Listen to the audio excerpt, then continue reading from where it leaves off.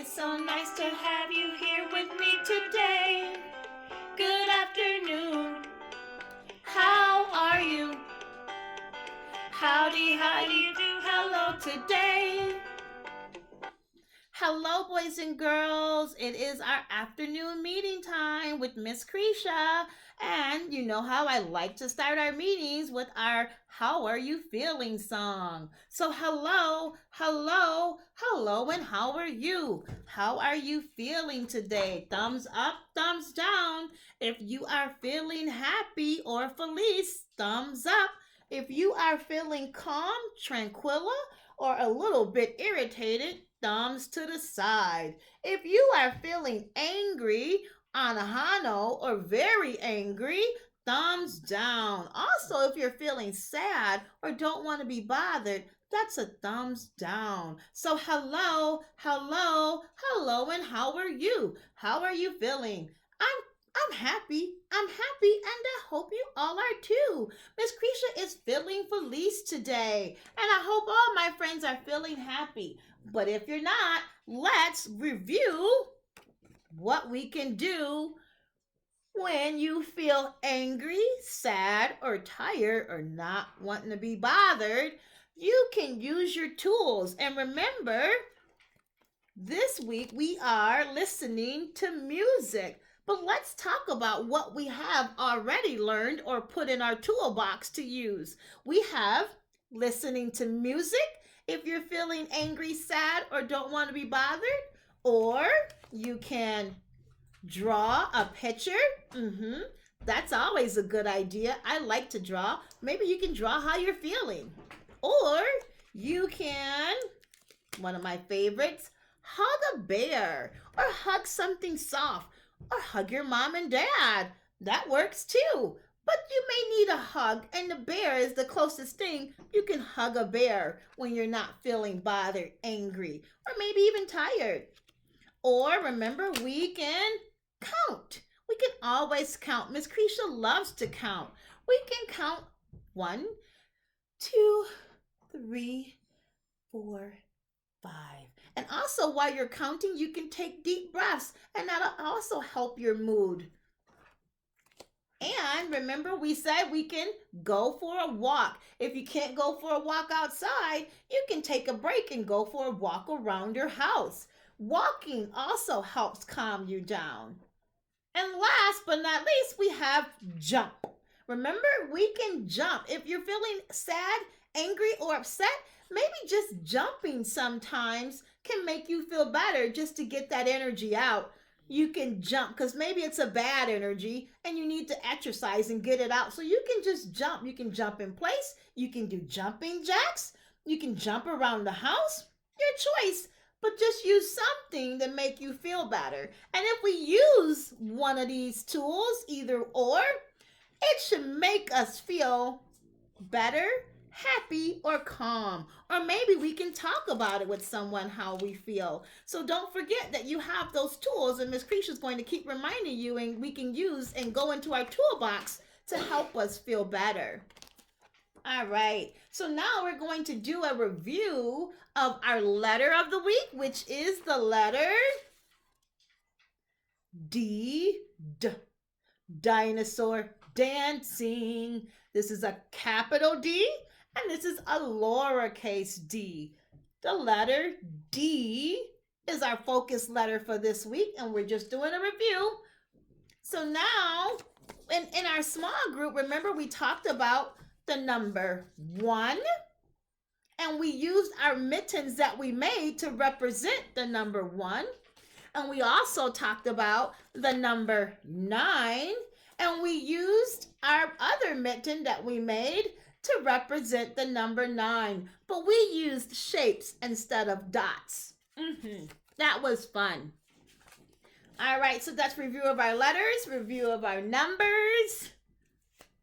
I think that's it. Oh, and our color for the week, but I don't know if you noticed, is purple. And Miss Krisha used purple mittens. And blue. Miss Krisha used blue mittens also. So purple and blue was our color for the week. And our sight word, if you can remember, was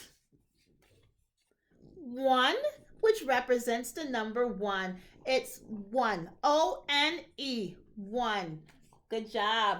And our shape, I remember, was a rectangle.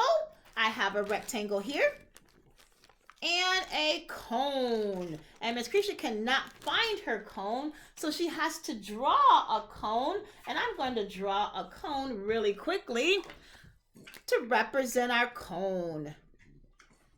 That is a cone. What can you put in a cone? Do you remember things that go in a cone? If you guessed ice cream, that was one of the things we said can go in a cone. So this is a cone. All right, and that is our review. So now let's go get our friend Ashley. Let's see if she's available so she can come and talk to us about some things. Hello, Ashley. Ashley, are you around? Hello, Ashley. Ashley. Hello. Oh, hello, Ashley. How are you? I'm good. Can you guys say hello to Ashley? Hello, friends. Yes, say hello to our boys and girls. Hello, friends. How are you? Can you guys tell Ashley how you're feeling? Are you feeling thumbs up, thumbs down, or thumbs to the side? I hope everyone said thumbs up because Ashley, how are you feeling? Thumbs up? Me too. We're feeling thumbs up. And we are going to talk about animal shelters. All right. So she's going to help us discuss animal shelters because we're still talking about what animals do in the winter and where do they go. So last week we saw a video about animals in the winter, and you saw the video about what I do with my own animals in the winter or the snow. And then we talked about a big word, which was hibernation. Remember, we talked about hibernating, which means what, Ashley? Sleeping. That means they're sleeping. Animals hibernate in the winter. And some animals also migrate in the winter too, but we'll talk about that next week. And this week we're going to talk about the shelters where they live or hide out. Ashley, do you have an idea where some of these animals may live in the winter or where they may hide out in the winter? Ashley's thinking. Let's think. Where? What do you think? How about a den? Den? Yes. Some animals live in a den in the winter. Can we think what animal may live in a den? I think it was in your book that we read. In the winter, what do animals do? And what was in the den? If you said a bear, you guessed right. Yes, bears. Bears sleep in dens. Yes. So how about let me think. What else? Where else can we find an animal in the winter? How about a hollow tree? Yeah, some animals live in hollow trees, like a what? A squirrel. Yes, a squirrel or a raccoon. You're right, Ashley. Good job. Thumbs up. Where else can we find animals hibernating in the winter? I know. Under the water, right, Ashley? Yeah, some animals hibernate in the water, like a frog or turtles. Good job, Ashley. You were right. Turtles, yes. How about underground? What animals hide underground, like an underground barrel?